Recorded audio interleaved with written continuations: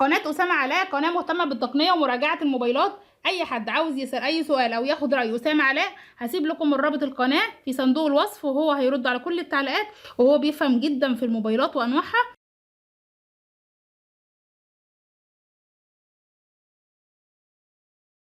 ما تنسوش تدعموا القناة بالضغط على زر الاشتراك وتفعيل الجرس ومشاهدة الفيديوهات وعمل لايك لفيديوهات القناة.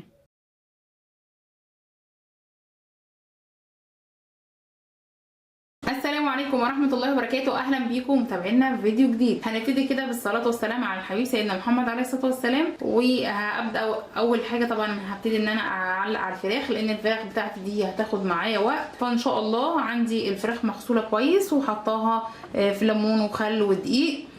هشطفها كويس قوي من النقعه بتاعتها دي عشان احشيها. مجهزه عندي الحشوه هنا، عندي رز بالخلطه، حاطه البصل والكبد والقوانص والبهارات بتاعتها والتوابل، وعندي بصل هنا مجهزاه وضرباه في الكبه عشان يكون جاهز معايا. هشطفهم كويس وهحشيهم وبعد كده هنحطهم على النار عشان هياخدوا معايا سوا الاول. حطيت كده الحله في النار اللي هسوي فيها الفراخ، وحطيت كده معلقه كده بس صغيره من السمنه او الزبده لو موجود عندك. هنزل كده بالفراخ ابدا صدمه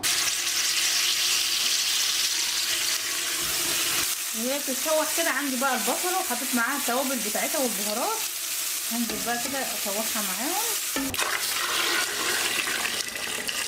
بعد ما غليت كده اي ريم ظهر كده على وشها شيله بالراحه، وحابه بقى تحطي طماطمايه قرن فلفل اللي انت حابه حطيه، واغطي عليها دلوقتي وهدي بقى النار. لما تعوزي الحاجه تستوي كويس وتديكي نتيجه كويسه بعد ما تغلي كده سيبها تستوي على نار هاديه. طبعا انت اللي عنده حله الضغط هتسرح معاه في كده، يعني مش تاخد معاه نص ساعه ولا حاجه.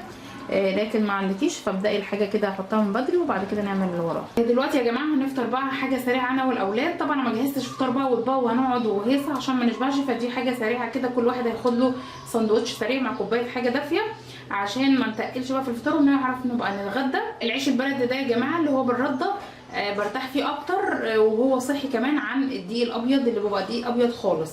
ده بيبقى صحي اكتر ومشبع. قبل ما ابدا في اي حاجه هغسل المواعين الاول عشان اخلي قدامي وبقى الحاجه رايقه قدامي كده كده تمام زي الفل. عندي بقى لفه جلاش، الكميه دي كانت كيلو، فهعمل نصها صينيه حادق وهعمل النص التاني حلو، يعني هعمل جلاش حلو وحادق. فهرص كده نص الصينيه الاول. هبتدي الاول بعمل الحشوه الحادقه وبعد كده هعمل الحلو. رصيت كده نص الصينيه من تحت وسايبه كده الاطراف مفتوحه عشان ابقى اقفل عليها الحشوه. الحشوه نحشاها اي حاجه موجوده. انا عندي هنا لانشون وجبنه، احط بقى انواع الجبن اللي عندي، جبن من التلاجة وجبنه موتزاريلا. عندي طبعا هنا السمنه دي مخليها جنبي عشان مسيحاها شويه سمنه على زبده كده، وبعدين حاجه بسيطه بس بين الطبقات. تمام. فالحشوه دي ما توقفيش على اي حاجه، اي حاجه موجوده عندك حطيها.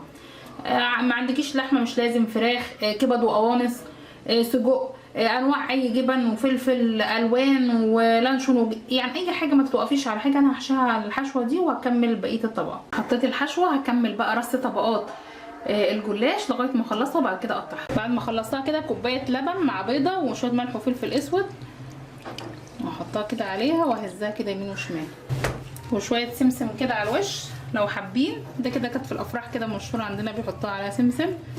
الفرن بقى شغال عندي، هدخلها الفرن بحطها في النص وهي بتتحمر من تحت. بلاقي الجوانب بتاعتي بدات تتحمر بفتح عليها الشوايه والفرن شغال. قلت هعمل براميل رز كده خفيف، فغسلت الرز وحطيت عليه الحليب بالقشطه بتاعته. والاصفر ده يا جماعه دي الزبده، حاطه الزبده وشويه ملح وفلفل اسود وزودتهم شويه شوربه حاجه بسيطه. احنا بنحب نعمله كده بالشوربه بالمرقه واللبن، بس اللبن بيكون اكتر يعني. هدخله بقى الفرن، يكون الفرن عالي قوي من تحت عشان بس ايه يعمل وش ويطلع كده معايا. بالنسبه بقى للجلاش الحلو انا قطعته كده مثلثات وما حطيتش فيه اي حاجه، يعني شويه مكسرات من جوه بس.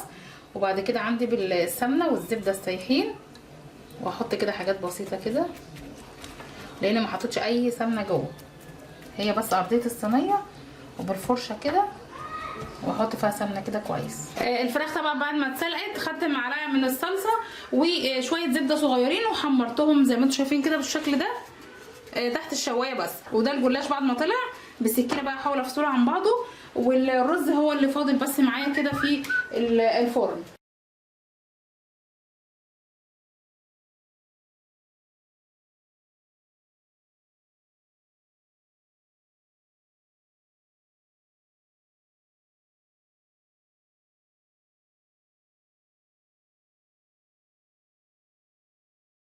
الجلاش الحلو طلع من الفرن وهو سخن كده وعندي الشربات عملته بارد. حطيت كوبايتين من السكر وكوبايتين من الميه وعصره ليمونه وبعد كده فانيليا في الاخر. هنزله عليه كده هسقيه وبعد كده نشيله منه في طبق تاني في طبق التقديم.